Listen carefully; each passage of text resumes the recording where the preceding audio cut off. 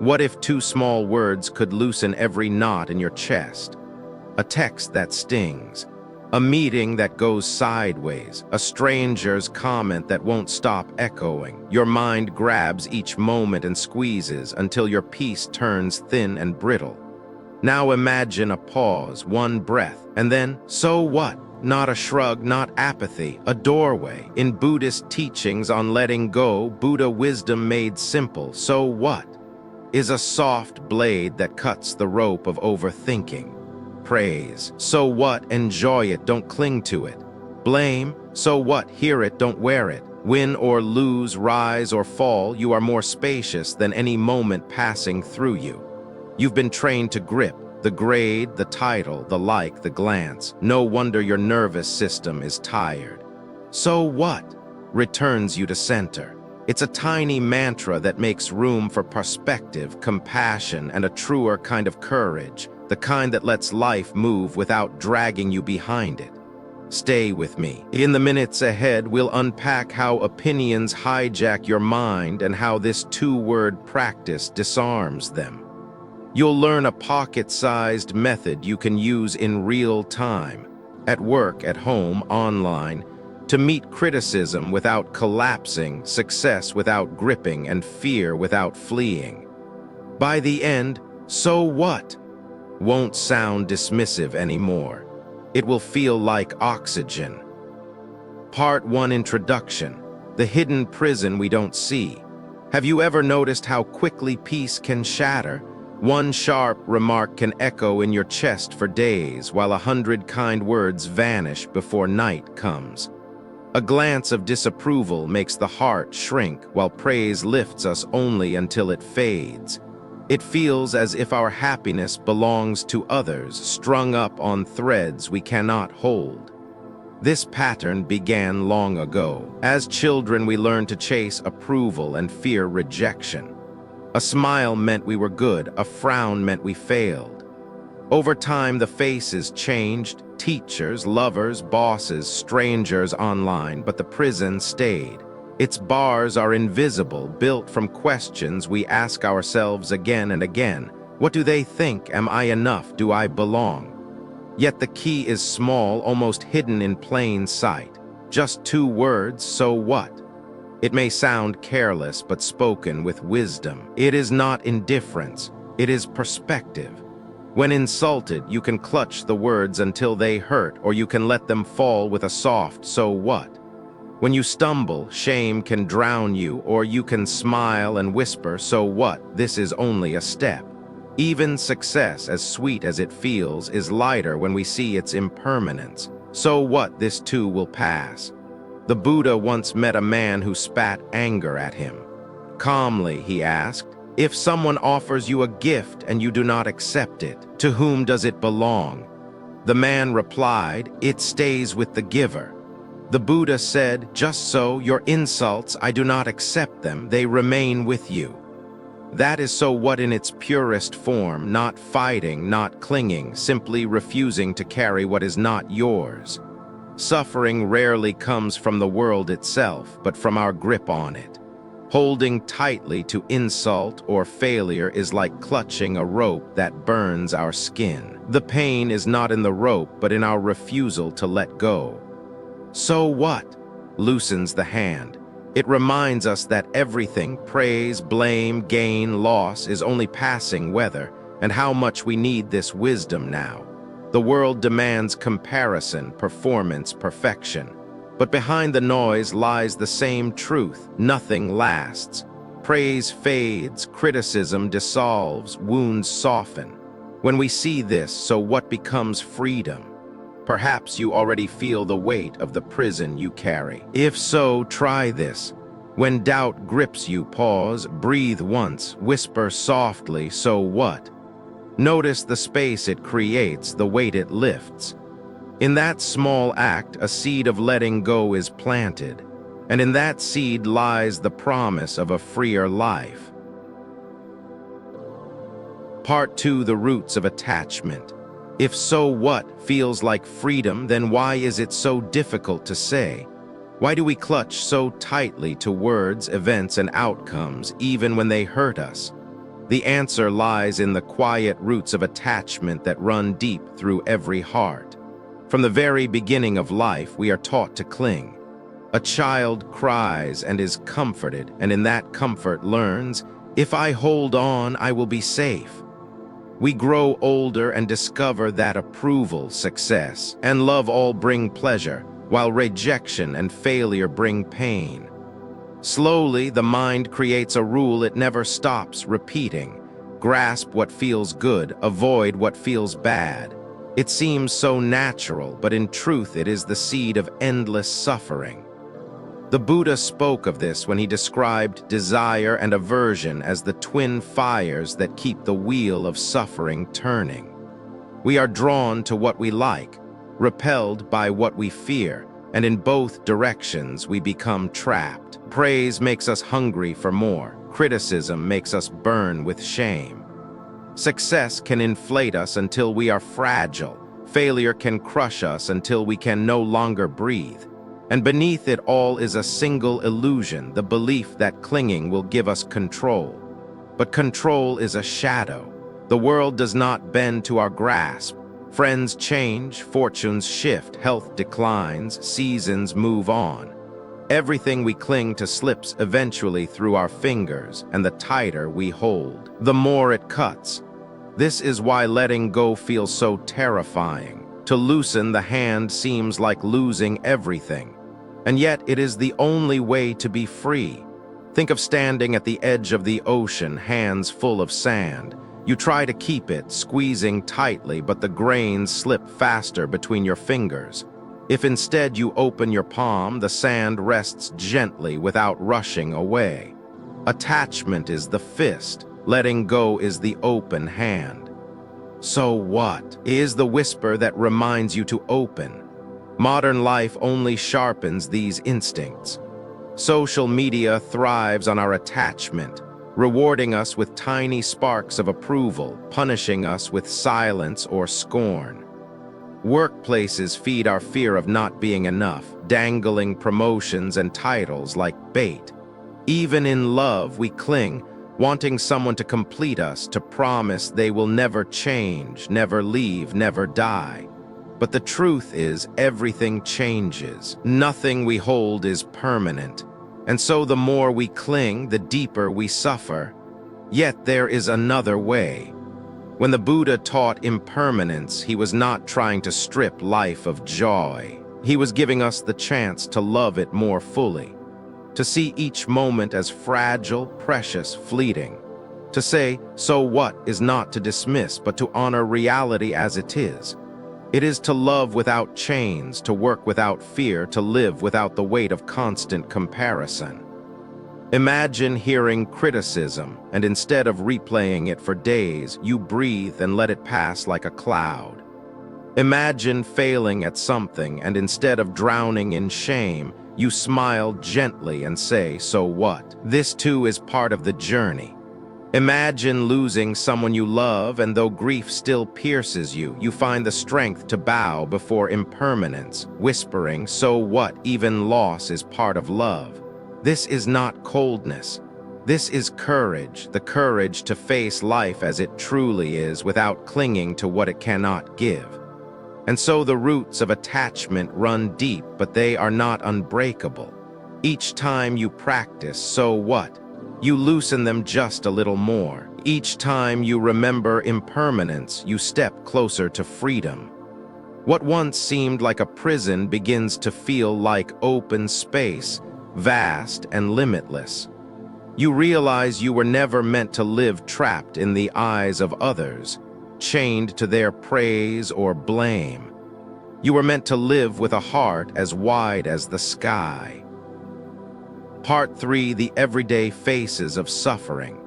It is one thing to talk about attachment in the language of philosophy, but its weight is most clearly felt in the ordinary rhythms of our days. Look closely, and you will see how suffering shows up not only in great tragedies, but also in the quiet corners of daily life. You wake up and reach for your phone. Within seconds, you are scrolling through images of people smiling, traveling, succeeding. Somewhere in the back of your mind, a voice whispers they are living better than you. That tiny whisper follows you into the shower, into your commute, into your work. All it takes is a photograph on a glowing screen to plant the seed of restlessness. At work, perhaps your effort goes unnoticed while someone else is praised. You smile, but inside you burn. Or maybe you receive recognition, and for a moment the fire of pride feels warm. Yet that warmth fades quickly, and suddenly you are hungry for the next compliment, the next proof that you matter. Both hunger and hurt are the same rope, pulling your hand raw. Even at home, where love should feel like refuge, suffering can hide. A partner forgets to listen, a child speaks with impatience, a parent criticizes in passing. These moments, so small, can weigh on the heart more heavily than we admit. We replay them in the quiet hours of night, turning them over until they are sharper than they ever were in reality. Why do we suffer so much in such ordinary moments? Because we resist the truth that life is fluid. We want the world to bend to our expectations, and when it doesn't, we struggle. We cling to an idea of how things should be. Our career should always rise, our relationships should always comfort, our bodies should always stay young. But reality is wilder than our plans. Promotions go to others. Love grows complicated. Bodies ache, wrinkle, weaken. And each time we tighten our grip on the rope as if pulling harder could stop time. This is where the quiet strength of so what can begin to soften the edges. Not as denial, but as recognition.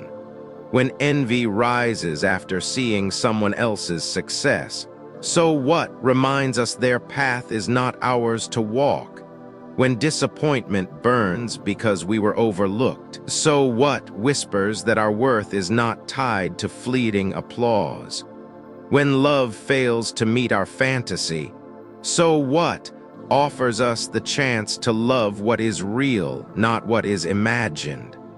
The Buddha never promised that life would be free of pain. Illness, aging, and death are part of the human condition. Loss is unavoidable. But he did show that much of our suffering is optional, born from our refusal to let life be what it is. A harsh word is only sound. We give it weight by carrying it. A missed opportunity is only a moment. We give it poison by replaying it. The past is already gone, the future not yet here, and yet we bind ourselves to both and wonder why we cannot breathe. To live differently does not mean turning cold or careless. It means learning to face the mess of life with softer hands. When pain arrives, as it surely will, we can let it pierce us once instead of 100 times. When joy arrives, we can drink it deeply without demanding it stay forever. And when the tide turns, as it always does, we can smile gently and say, so what? This too belongs to life. In this way, suffering becomes less of a curse and more of a teacher. Each wound is a reminder of how tightly we were holding. Each disappointment is an invitation to release. Slowly, so what stops sounding like defiance and begins to sound like wisdom. It is the voice of compassion we offer ourselves, the voice that says, you don't have to carry this any longer. And perhaps that is the greatest secret. Suffering itself can guide us toward freedom if we are willing to listen. Every ache is a call to loosen the rope. Every restless night is an invitation to let go. The question is not whether suffering will come, but whether we will use it to wake up. Part 4: The strength of so what? In practice, it is easy to speak about letting go in theory, but the real transformation comes in the quiet moments when life actually tests us. The strength of so what is not in the phrase itself, but in the way it reshapes our response to the world. Think of the sting of criticism. Someone questions your ability, mocks your choices, or attacks your character. The instinct is to defend, to replay the words again and again, to let them burrow under your skin.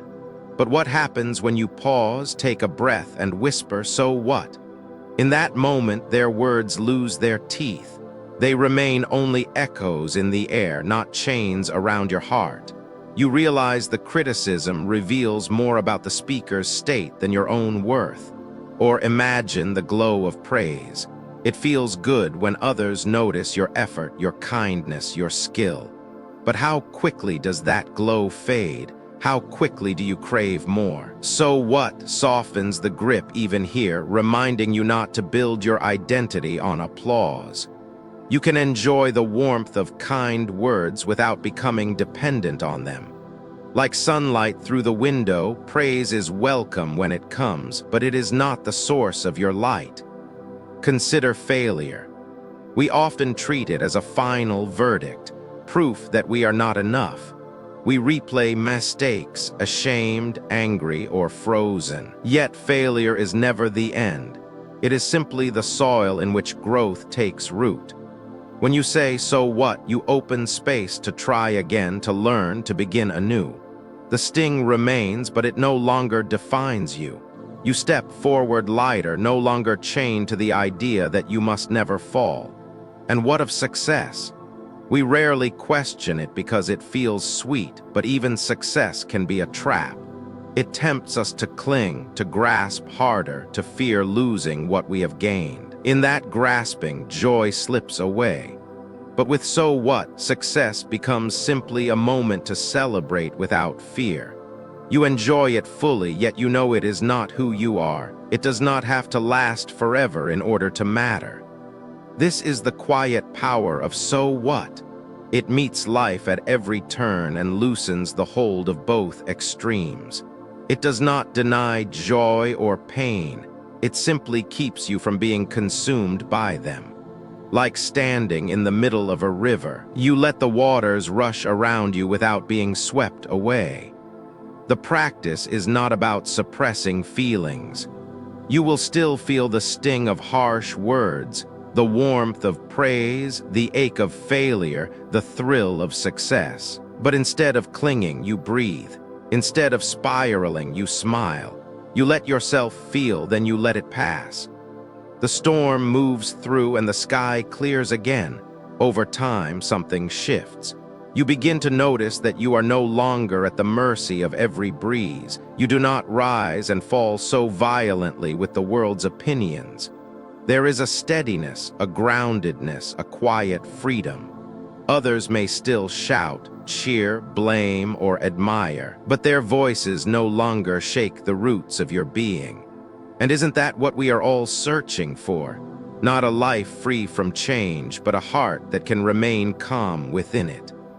"So what?" is not a wall to shut the world out. It is a bridge that lets you walk through the world with lighter steps, knowing that nothing has the power to bind you unless you choose to hold on. The more you practice, the more natural it becomes. One day, without effort, you may hear criticism and simply smile. One day, success may arrive, and instead of fearing its loss, you bow in gratitude and let it be. One day, pain may knock at your door, and though you still ache, you find yourself whispering softly, "So what?" This too is part of being alive. Part 5: Stories that illuminate "so what?" Sometimes a single story carries more truth than pages of explanation. Teachings become alive when we see them played out in real lives, whether in the quiet presence of a monk or in the struggle of an ordinary person trying to make sense of pain. There is an old Zen story about a monk falsely accused of fathering a child.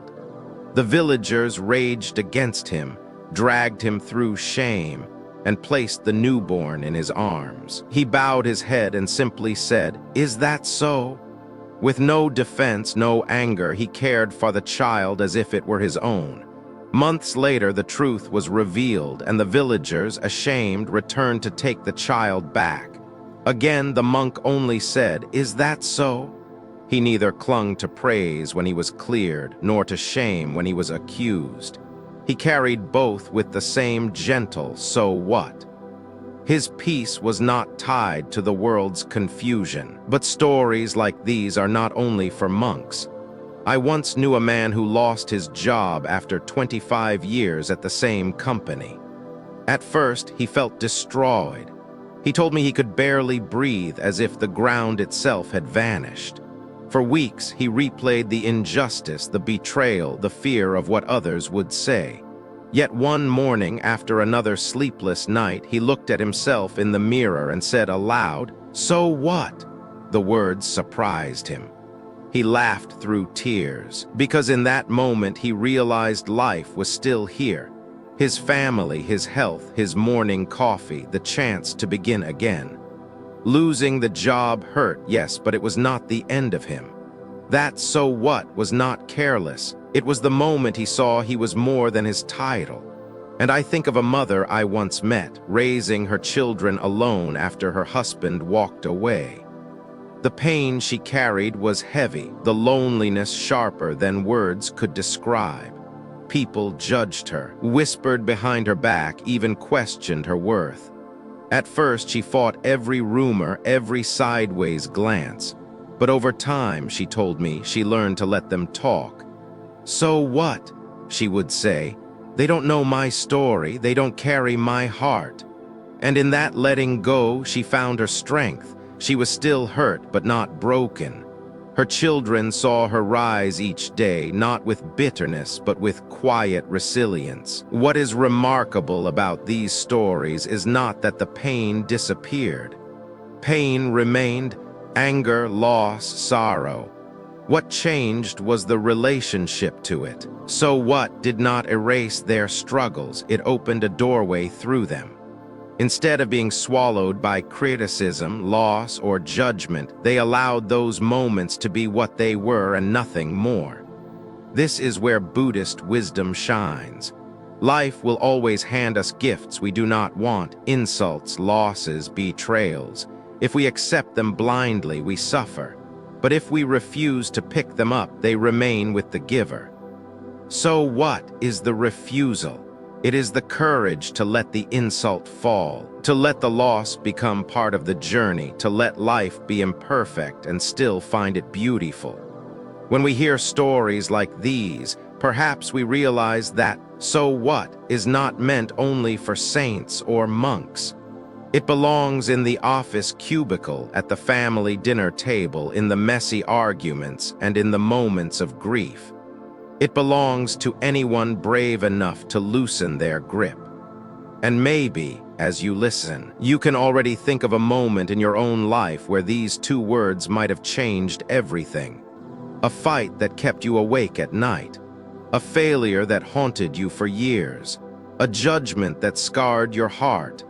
Imagine if in that moment you had taken a breath and whispered softly, "So what?" The pain would not vanish, but perhaps it would not have chained you so tightly. Stories remind us of what is possible. They plant seeds of courage. They show us that "so what" is not theory. It is a living practice, one that can grow in any soil, even in the middle of ordinary lives like yours and mine.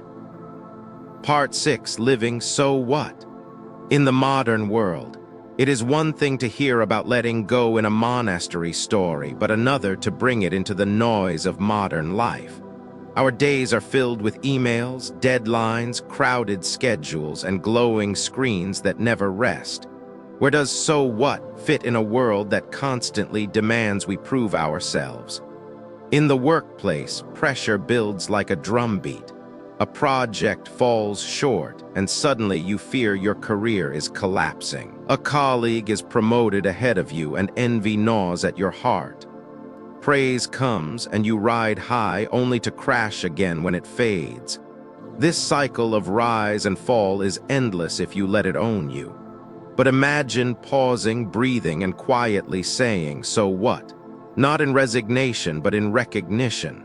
The project failed, yes, but so what? You are still here, still capable, still learning. The colleague advanced, yes, but so what? Their path is theirs, not yours. In that soft release, the workplace becomes less of a battlefield and more of a training ground for balance. Love and relationships, too, test our hearts with fierce intensity. We dream of a perfect partner, of constant understanding and flawless devotion. Yet reality is never so tidy. Lovers misunderstand, children rebel, parents criticize. Without letting go, we cling to the fantasy of how love should be, and in that clinging we suffer. But if we can whisper, so what? We allow love to breathe. A fight does not mean the end of love, so what? It is simply a storm passing through. A relationship that ends does not mean we are unworthy, so what? It means a chapter has closed and another will come. In letting go, we learn to love not the idea of people, but the truth of who they are. Even our own bodies, faithful companions through every season, become sources of struggle. We demand that they remain strong, young, unchanging. Yet time writes its script on every skin, every joint, every breath. Illness comes, fatigue lingers, age arrives. If we fight this truth, we drown in fear. But with so what, we meet it with compassion. The wrinkle appears, so what? It is a sign of laughter lived. The body aches, so what? It is the reminder that we are alive, still walking this earth. The hair grays, so what? It is the mark of having seen many dawns. Letting go here is not neglect, but tenderness, a way of bowing to the truth that nothing escapes change. Mental health is perhaps the quiet frontier where, so what, has the deepest power. Anxiety whispers that we are not safe. Depression convinces us we are not enough. These voices are heavy, and often they return again and again. Yet even here the practice holds. When a thought arises, I am failing, I am broken. What if you took one breath and said, so what? Not to deny the pain, but to loosen its hold. So what if the thought is there? It is only a cloud, not the sky. It does not define the vastness of who you are. Each time you whisper these words, you remind yourself that you are not your thoughts. You are the space in which they come and go. This is the gift of so what in modern life. It does not demand you retreat from the world or live apart from its noise. It invites you to walk right into the noise with a lighter step. The emails will still pile up. The relationships will still challenge you. The body will still change. The mind will still wander. But you will not be crushed by them. You will live inside the same world as everyone else, but with a heart less tangled, less burdened, more free. And perhaps that is the quiet revolution we most need today. Not grand gestures, not escape, but small moments of release woven through the fabric of our ordinary days. To walk into a meeting and whisper, so what, to the pressure. To face a fight and whisper, so what, to the fear of losing love. To look into the mirror and whisper, so what, to the marks of time. Each whisper is a step toward freedom. Until one day you realize that the prison of opinion and expectation has quietly dissolved, and in its place is the wide-open space of a life lived with peace. Part 7. The true nature of so what. At first hearing the word so what may sound dismissive, even cold. Some might mistake them for apathy, as if we are saying nothing matters at all. But this is far from the truth. The real power of these words lies not in indifference, but in wisdom. To live with so what is not to shut our hearts, but to open them wider. It is not to deny life, but to embrace it as it truly is. We often confuse letting go with not caring, but the Buddha's wisdom shows the opposite. Letting go allows us to care more deeply, without chains, without fear. Think about love. If you cling to someone with the fear of losing them, that fear poisons the relationship. Every silence becomes a threat. Every distance feels unbearable. But if you can say, so what if they change? So what if one day they leave? Then love becomes lighter, freer, more genuine. You love the person as they are in this moment without trying to bind them to a future you cannot control.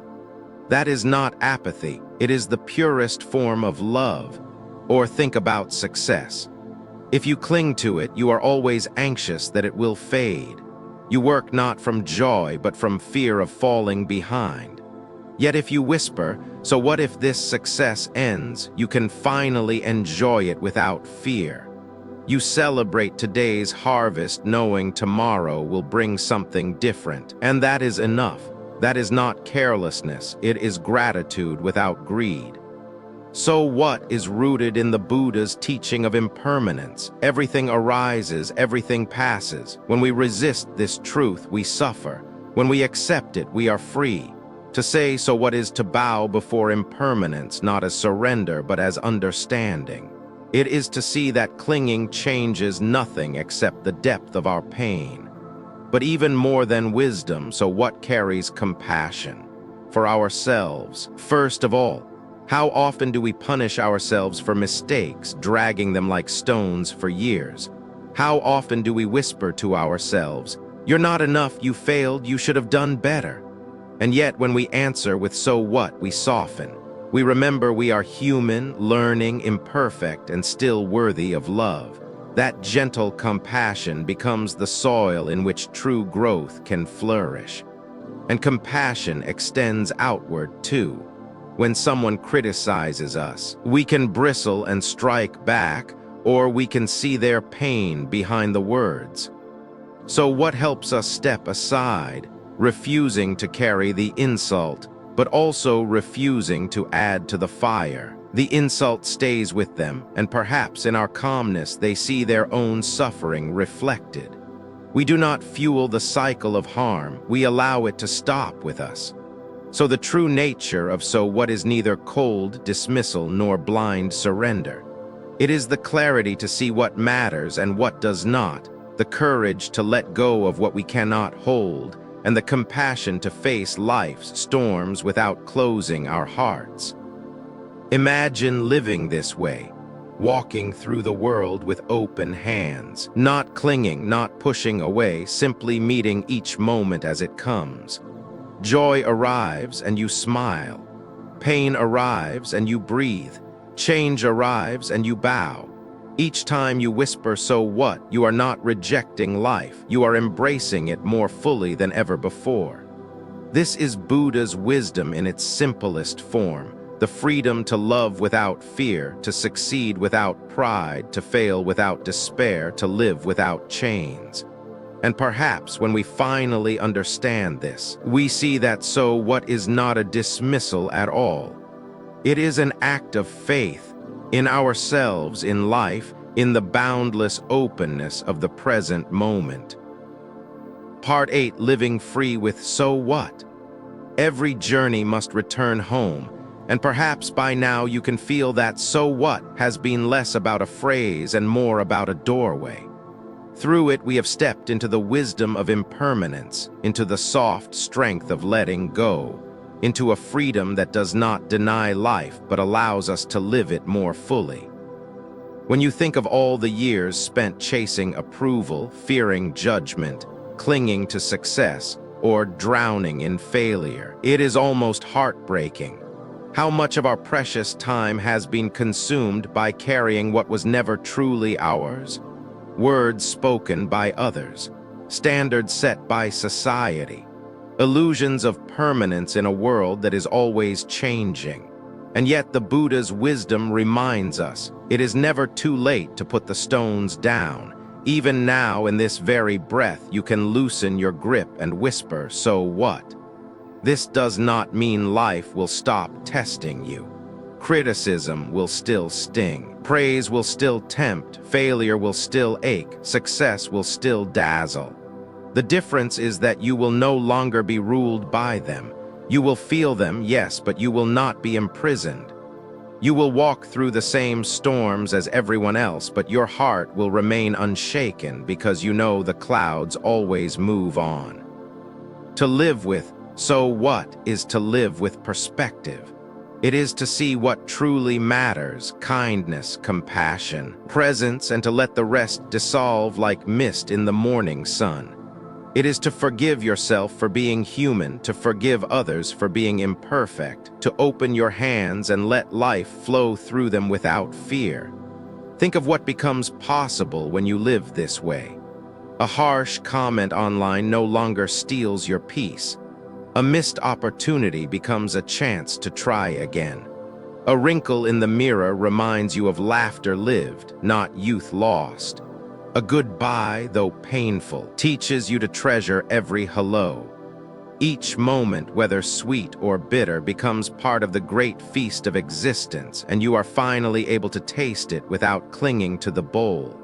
Perhaps most of all, so what brings you home to yourself? For too long, we have given our power away to the voices of others, to the shifting winds of circumstance, to the illusions of permanence.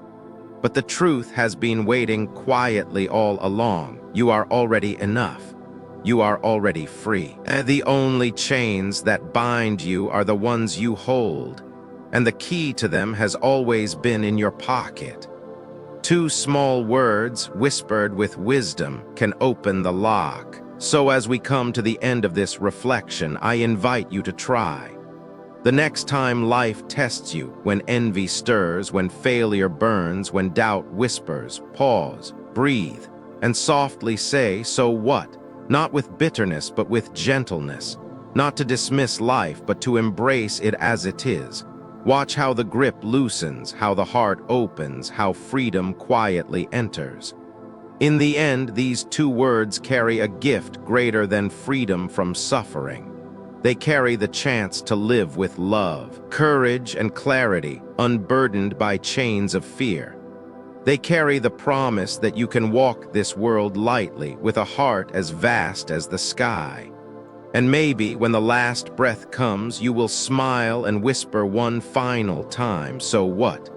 Not as dismissal, but as release. Not as indifference, but as peace. The storms of life will have passed, but your spirit will have learned to rest in the boundless freedom of letting go. When you look back at the storms you've survived, the endless nights replaying words, the pressure to please, the fear of failing, you might realize how heavy it has all been. And yet, freedom was never far away. It was always here, waiting in the pause between thoughts, in the breath you take before reacting, in two simple words that change everything: "So what?" These words are not indifference. They are wisdom. They remind us that praise and blame, gain and loss, joy and sorrow are all passing winds. They remind us that we are more than our successes and more than our failures. They remind us that life is meant to be lived with open hands, not clenched fists. So the invitation now is simple: try it. The next time a harsh comment lingers, whisper, "So what?" The next time success tempts you to cling, whisper, "So what?" The next time fear of judgment rises in your chest, breathe deeply and say, "So what?" Watch how the grip loosens. Watch how the heart softens. And if this teaching touched something in you, let it ripple outward. Share it with someone who needs the reminder. Leave your reflection below. I read every word, and your voice may be the light someone else is searching for. And if you'd like to keep walking together through more Buddhist wisdom and practices of letting go, subscribe and stay connected. Because the world will never stop speaking, but you can always choose how to answer. And sometimes the wisest, kindest answer is simply, "So what?"